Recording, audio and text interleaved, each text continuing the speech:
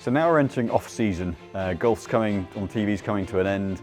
It's a good time of year to work on our games and to improve everything and optimise everything for the start of the season next year, assuming you're in Northern Hemisphere. If you're in Southern Hemisphere, you're right in the middle of your season now. But like in the UK now, weather's turning bad, the light's getting less, so it's actually a really good time to work in your game. So we're going to come up with 5 top tips for the winter to improve your game, lower your handicap and be ready for the start of the season.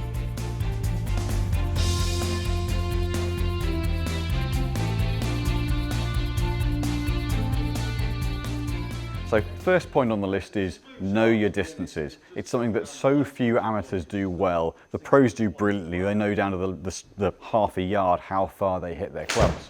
But most players go out on the course hoping to hit a club a certain yardage, rather than actually going out informed and armed with, I know that my 7-iron goes X distance. So how do we do that? So one of the things you can do is come to a facility like this, come to us and do a gapping. You can go through every club in the bag, make sure the lofts all match, make sure your distances are consistent and give you accurate kind of mean yardages to play for, and also then knowing what your best shot and a weaker shot are likely to be. Because not only are you going to hit the ball well, we're going to miss-hit it, and you're also going to flush it. So knowing what your top and bottom yardages are really, really key. What you can also do is there are many more simulators opening up, simulator facilities, and whether it's in cities or at golf facilities, at your club, you might have one there as well. And make the most of that. There's so much data on hand to tell you what you're hitting and how far your carry distance is. Carry distance with irons are really, really key because there might be a bunker short of a green, and that's something you've got to carry. You've got to make it to the putting surface. So tip number 2 is driver.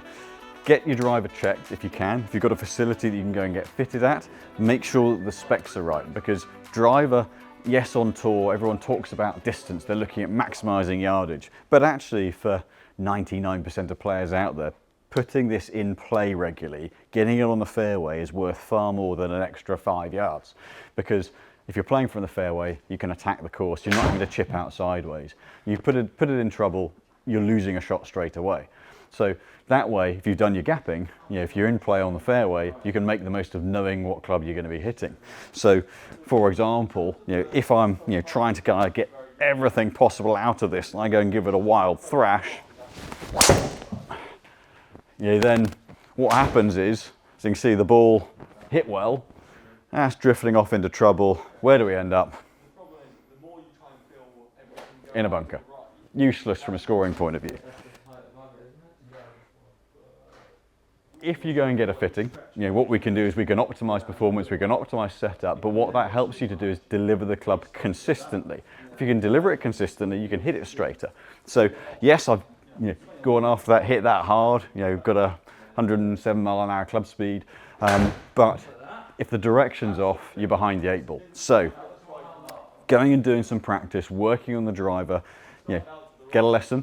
Lessons are always going to be key to this, and particularly technique-wise with the driver. But it's far more important to be able to stand on a tee confidently and know that I'm hitting that down the line, in play, nice and safely down the middle. And oh look, it's gone just as far as the one I had an absolute thrash at, but I'm now playing off the short stuff. That is so critical to scoring, and in terms of dropping shots off your score, not having to play recovery shots the whole time is really, really key to that.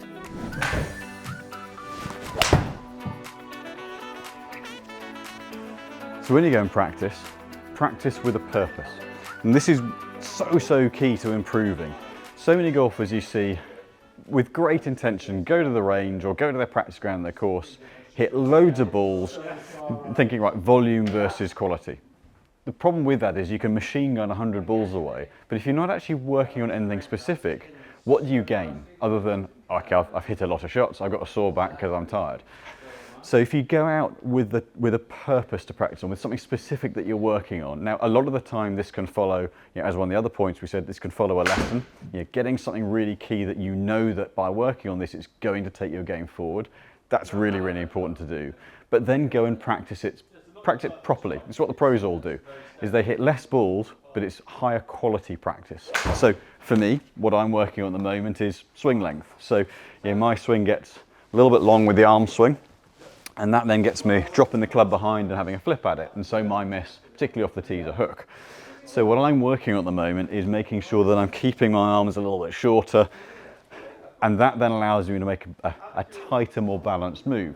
So every swing I'm making in practice, I'm practicing that move and getting a feel, and then checking the data to make sure my swing lines and things are all where I'd like them to be. It might be that you swing a little bit out to in, and if you have a lesson, the coach will give you something to work on to get that path more neutral. And again, if you're practicing somewhere that gives you data, you can use those key markers and make sure you just use, it may be club path, it may be angle of attack, but use a couple of data points rather than focusing on a mass of numbers. That again is really, really key. But you're going out practicing something. So for example, if you're practicing trying to get more from the inside, then got a hole in front of us here, and you can work on, be it a particular move like dropping it inside or clearing the hips a bit more. So every swing that you're making when you're practicing has a function, because then when you go out on course, if you've done your swing work right, you'll see the improvement in the data, but you can know that every practice session you've done has been worth it because you've got a specific task and specific purpose to practice and improve on. And then you can go on the course confident that you've improved your game at the start of the season.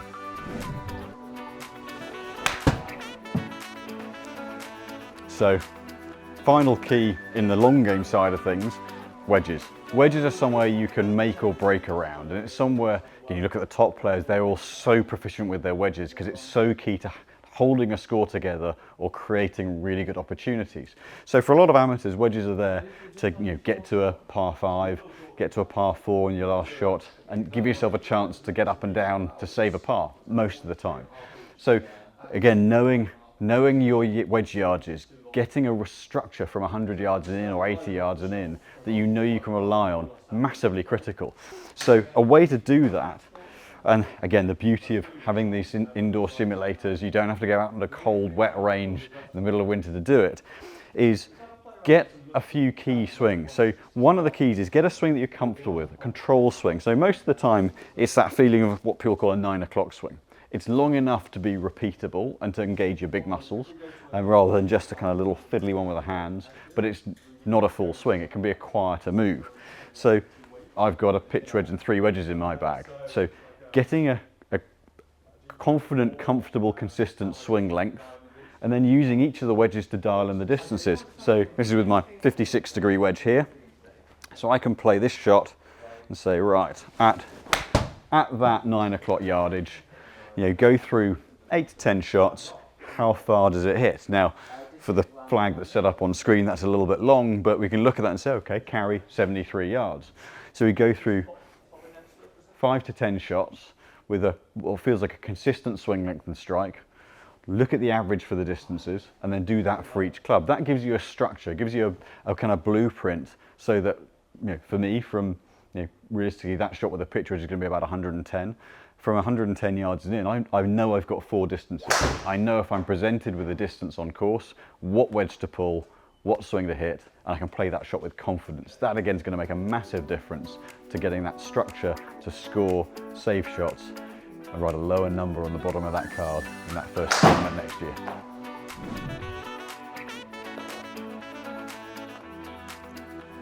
Putting, holing out, something that's the bane of a lot of golfers' life, but can really, again, make or break around a golf. Working on this aspect in particular, it's not the sexy bit of the game. It's not the bit like hitting drivers as long as possible that everyone likes to work on. However, working on this bit of your game could potentially reap the biggest dividends. So holing out well will make a score or keep it going more than any other part of the bag, because it's a kind of thing that we all know, we've all seen it. You miss a 4-foot putter on the first or the second green, you're getting another one 3, 4, 5, 6 more times through the round, probably with the same break, just because that's just golf and it does that to you.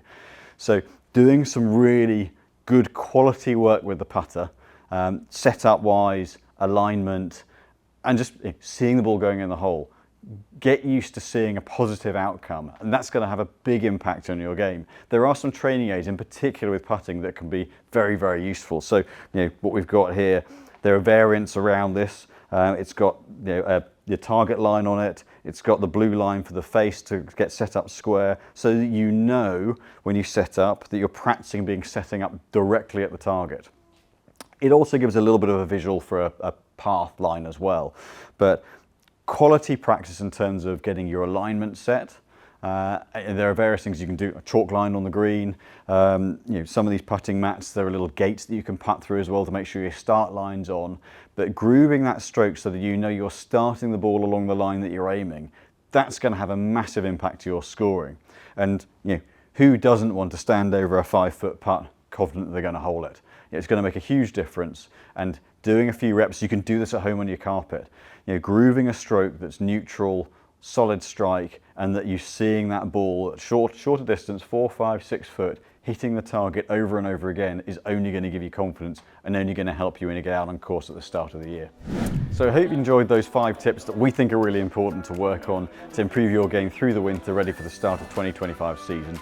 If there's anything in particular that you use or that you've worked on that's helped you, put a comment in, let us know, or anything you'd like us to cover, any hints and tips to work on through the winter. We'll get the coaches involved, Stuart and Lewis, to get any ideas from them on what can benefit your game most through the winter. But if you've liked the content this year, like, subscribe. There's plenty of other content to look at from a club fitting point of view, equipment analysis, as well as coaching and fitness tips too. So I hope you have a great into 2024 and look forward to seeing a great start to 2025 and kicking on from there with your game.